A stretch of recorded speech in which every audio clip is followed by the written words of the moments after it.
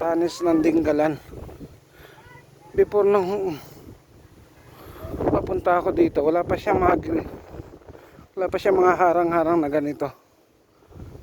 Pero ngayon okay na. Medyo malinis na. Ayun yung kanilang lighthouse. Ayun.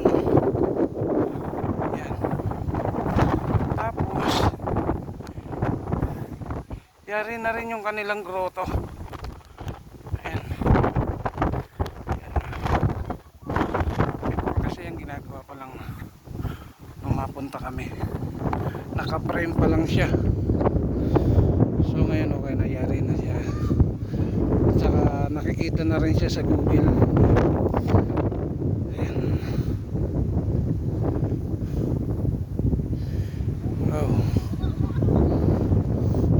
Matatara kundi puro dagat.